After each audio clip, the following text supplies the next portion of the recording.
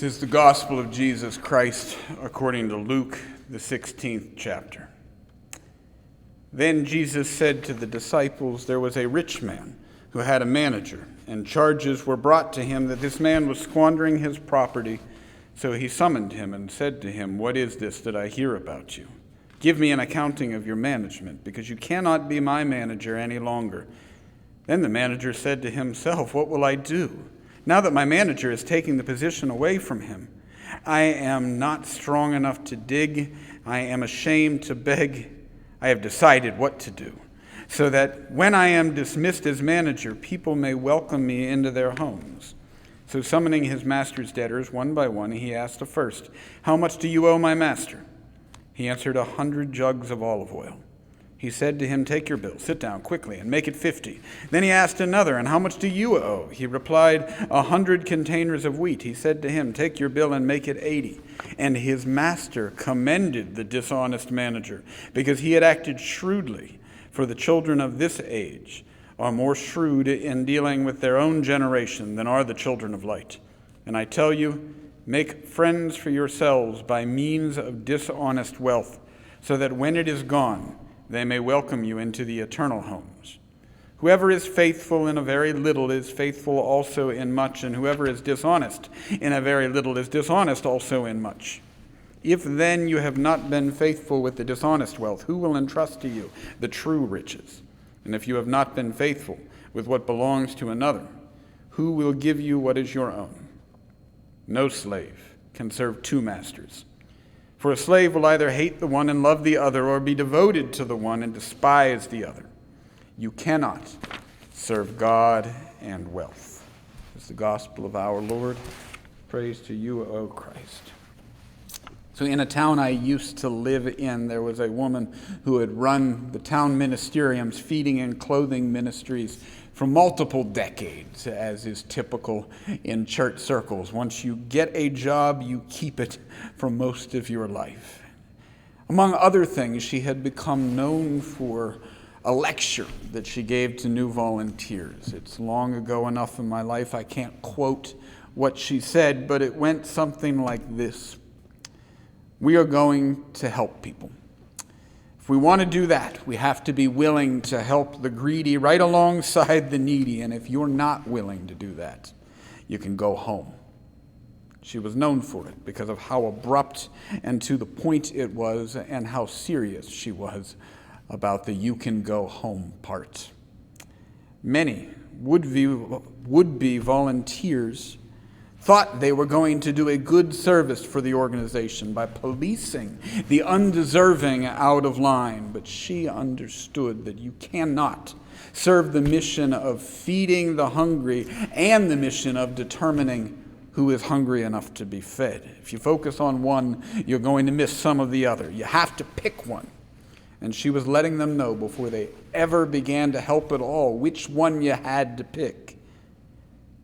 You had to pick feeding the hungry. It doesn't mean that the town's ministries didn't think it was important to make as effective use as possible of the limited resources they had. There were boards that agonized over the best way to use those resources that were available. And at times, there were uses that seemed good but weren't overall as effective as other uses in serving that mission of feeding the hungry. And choices had to be made. But before you ever put your toes in the water, this lecture told you, whatever choice you make, you better pick which mission you are going to serve first. You cannot focus on getting food into the mouths of hungry people and focus on keeping food out of the mouths of people you think are undeserving. You have to do one or the other. They are exclusive or mutually exclusive missions. I think Jesus is doing something similar with this story that seems to support dishonest business practices as long as they are shrewd. It's mammon, the word that's translated as dishonest wealth in verse 9 and simply as wealth in verse 13, is a word that refers to all of our material possessions. Those are not unimportant things. We wouldn't be commanded to feed the hungry, clothe the naked, if it was unimportant. And the Lord himself taught us to pray for our daily bread.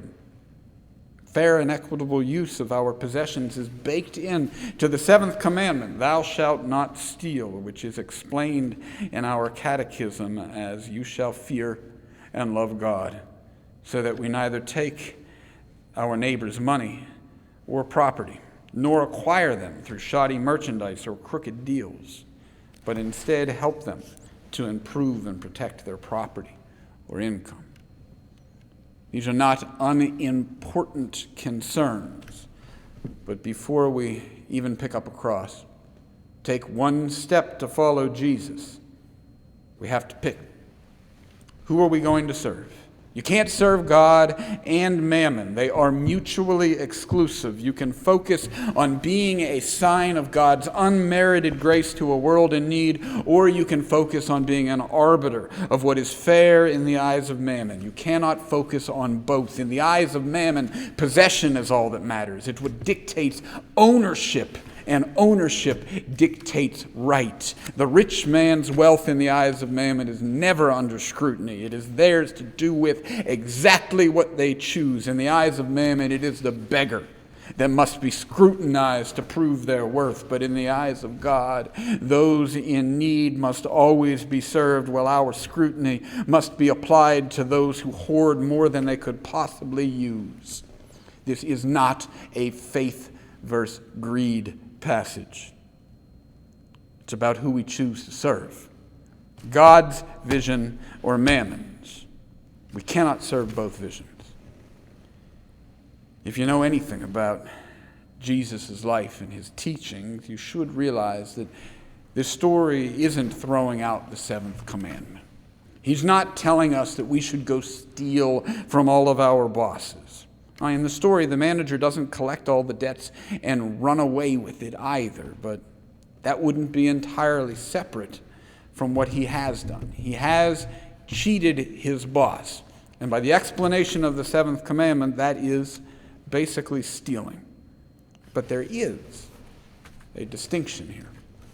So this manager has built himself a community in which everyone has benefited from unearned gains. And friends, that's about as solid a description of the church as you're going to get. A community of beggars that have all benefited from unearned gains. We cannot serve God and this idea of being deserving. We cannot serve God and the idea that holding on to the things God has given us makes it ours to own. We cannot serve God in the rules of mammon. We cannot serve God while separating beggars from beggars at the door into categories of deserving and undeserving, needy and greedy. Hungry bellies are meant to be fed, aspiring souls meant to be inspired, the downtrodden meant to be given dignity, the lonely meant to be loved, the outcast embraced, all without prerequisite or scrutiny. Serving God is serving that vision. We cannot serve God in our sense of propriety. You'll either hate the one and love the other, or be devoted to the one and despise the other. See, I know how invested many of us are in mammon's understanding of fair play, right and wrong, who has earned their share and who has not. I know how much that sense of right begins to feel like righteousness. But I will tell you today, as clearly as I believe Jesus did in this story, we need to pick between that and God, because you cannot serve both. If we are going to follow Christ, we're going to love, help, and support people that we don't think deserve it. If we are going to follow Christ honestly, we are going to realize we are going to use that which we did not deserve to have in the first place to do it. And the whole community will benefit. those that we think are needy, right alongside with those that we think are greedy. And if we're not willing to accept that, we can all just go home.